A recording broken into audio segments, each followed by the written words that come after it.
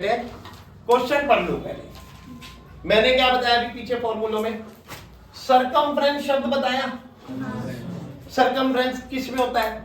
Correct. Circle में, cylinder में नहीं होता। सिलेंडर में वॉल्यूम होता है, सीएसए होता है, पीएसए होता है, लेकिन सर्कल में सरकमफ्रेंस शब्द होता है। अब सरकमफ्रेंस शब्द आया तो उसका फॉर्मूला भी आया होगा, तो लिख दो सरकमफ्रेंस को मैं शॉर्ट में सरकम लिख देता हूं, of a circle equal to 2 pi are.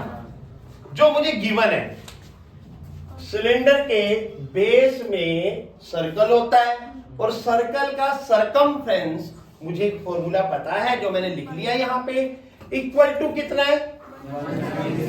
Equal to 176 centimetre. अब सॉल्व करेंगे तो पाई की जगह क्या लगाएंगे? 2 multiply 22 by 7 multiply r equal to 176 centimetre.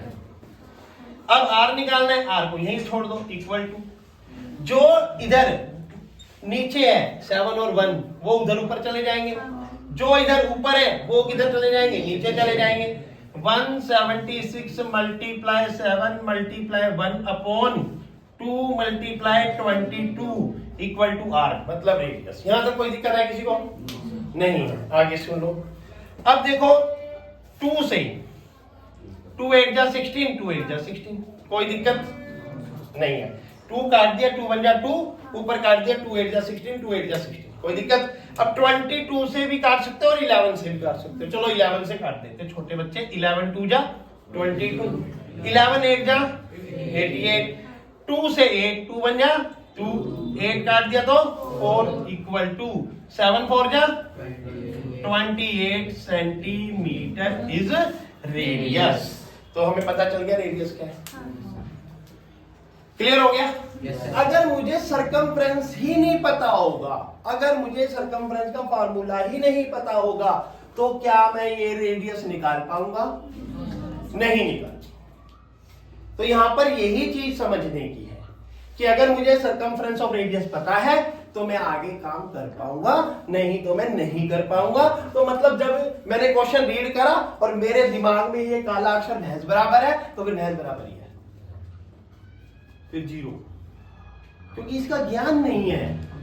तो सिंपल, मैंने इसलिए सिलेंडर के साथ साथ सर्कल का सरकमफ्रेंस बताया और ऐसा ही क्वेश्चन उठा लिया। समझे मेरी बात? तो अब चलते आगे। अब क्या पूछा? Volume. Volume of cylinder, volume of cylinder equal to, सबने फॉर्मूला बताया। क्या बताया? Pi r square h. Pi कितना है? 22 भाई साहब, सबको पता है। आर की पावर 2, आर की पावर 2 मतलब 28। कितनी बार लिख दूं? करेक्ट। हाइट कितनी है? Height is 65। किसकी? सिलेंडर की। किसकी? सिलेंडर की।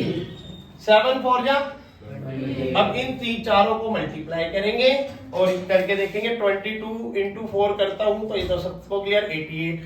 88 इंटू 28 करेंगे, 8 8 जा 64, हाँ 64 का 4 कैरी 6, 64 और 6 64 और 6 70, करेक्ट।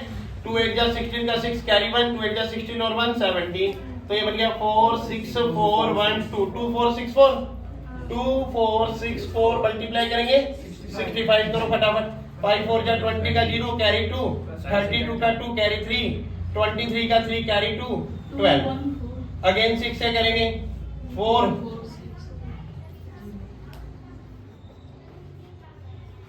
चेक कर लो भाई, मेरी भी ठीक है, तुम्हारी भी ठीक है, दोनों की ठीक है, तो इसका मतलब सबकी ठीक है।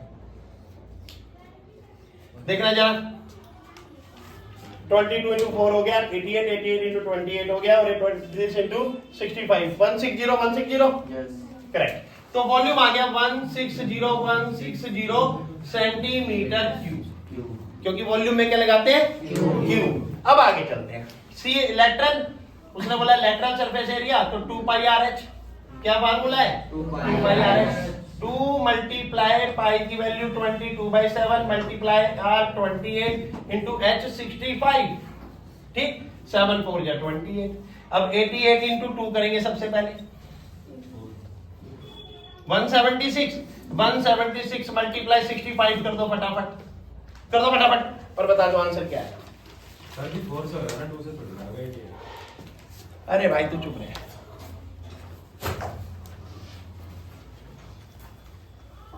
आप कह रहे हो 88, भाई 22 4 जा 88 हो गया, 88 2 जा करेंगे ना 176, जिसका क्वेश्चन था वो अपने दिमाग में जोर डाले, थोड़ा बोर्ड की तरफ रिप्रेजेंटेशन को देखिए।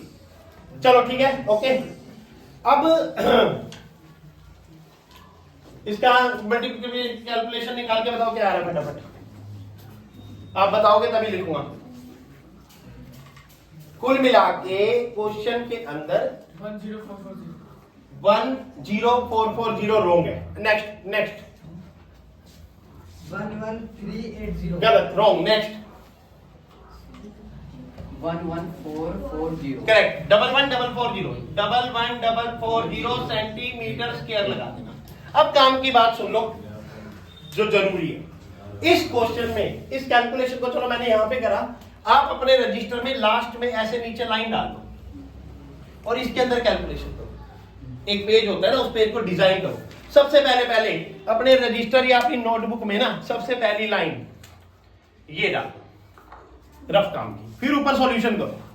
ठीक है, अगर यहां नहीं डालने का मन करता तो कोई बात नहीं, यहां सीधी डालो, यहां रफ काम कर लो, यहां सॉल्यूशन। ठीक है, इस चीज का उसी साइड और उसी पेज पे करो जिस पेज पे सॉल्यूशन है। जो तुम एक बोर्ड एग्जाम में लास्ट में करोगे एक पेज पे मन ही करनी, सीधी लाइन डालो, साइड पे करो, यहां रिप्रेजेंटेशन करो। उस लाइन पर आपने ऊपर रफ लिख देना, वो जो आपने लाइन डाली उसके ऊपर यहां पे रफ लिख देना, और यहां सॉल्यूशन 5, ये रफ और ये इसका सॉल्यूशन, कोई दिक्कत नहीं है। ठीक है, तो एक तो ये हो गया। दूसरा, अगर आपने यहाँ क्यूब सेंटीमीटर नहीं लगाया आधा नंबर कट, स्क्वायर सेंटीमीटर नहीं लगाया आधा नंबर कट, तो lateral surface area of cylinder नहीं लिखा तो आधा number cut, volume of cylinder पूरा नहीं लिखा तो आधा नंबर कट। बोर्ड एग्जाम में आप कोई भी चीज को छोड़ नहीं सकते। समझ आ गई? वीडियो बंद कर लो।